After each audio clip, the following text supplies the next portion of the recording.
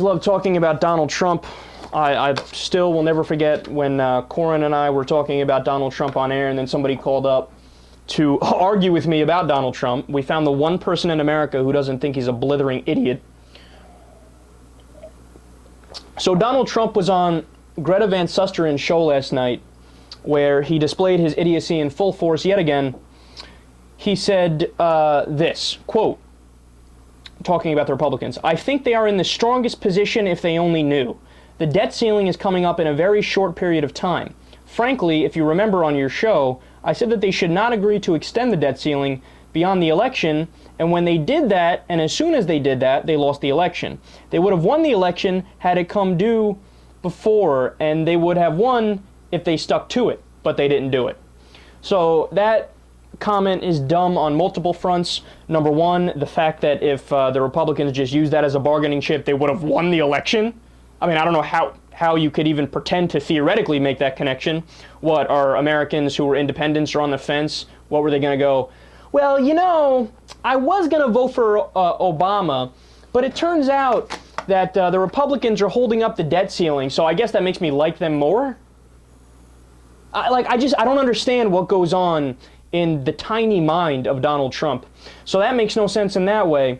But furthermore, I don't know if you guys know the history of the debt ceiling, but the debt ceiling historically was never used as a negotiating chip, a bargain chip. It was never negotiated about. And the reason why it wasn't is because it was literally viewed as unpatriotic if you held up a discussion about the debt ceiling. Why? Because the debt ceiling is not a debate about, oh, you know, should we allow ourselves to get into more debt or should we not, right? It's a misconception that that's what the debt ceiling debate is about. The debt ceiling debate is about, hey, should we default and go bankrupt as a nation or shouldn't we?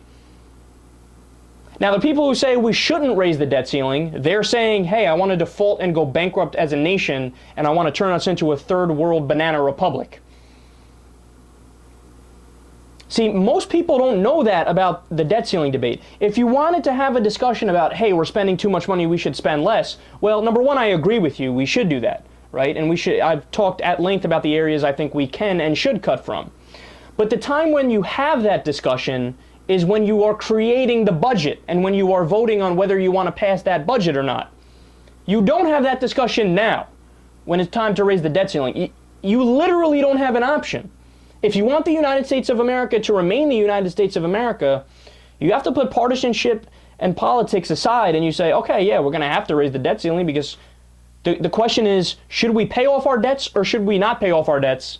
And then you know what happens after we do that. So the guy is just, I mean, it's clear that Donald Trump doesn't know the things I just said. It's clear that he probably doesn't want to know the things I just said.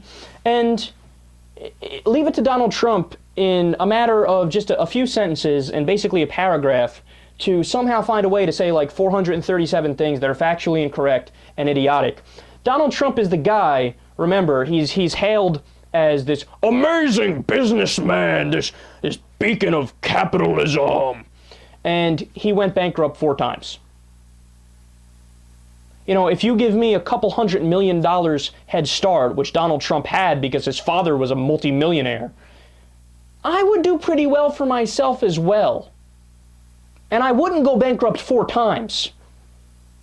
So wouldn't that make me a better financial genius than Mr. Donald Trump? I have a ferret/muskrat on my head. And remember, Donald Trump called for revolution when on election night when Obama got elected. And why did he do that? Because before they even came close to finishing counting all the votes, at that point in time, Romney had more votes, more popular votes than Obama did, but Obama already was the projected winner of the election. He already was the winner of the election. So Trump, the idiot, goes out there and tweets, the guy with more popular votes lost. Revolution! Funny, Donald, I didn't see you saying that when Al Gore actually beat George W. Bush in terms of electoral votes. You weren't calling for revolution then, were you? Huh, weird. Funny how that works out. It's only when your guy that happens to. But then furthermore, of course, as you all know now, it turned out Romney didn't win the popular vote. In fact, he lost by millions of votes. It was essentially a landslide for Obama, 332 electoral college votes. And what was it? Romney only got 47%. I love the irony there, too. 47% of the popular vote. And what did, I think Obama had like 52%, something like that. So, anyway, Donald Trump for the fail. As always, no surprise.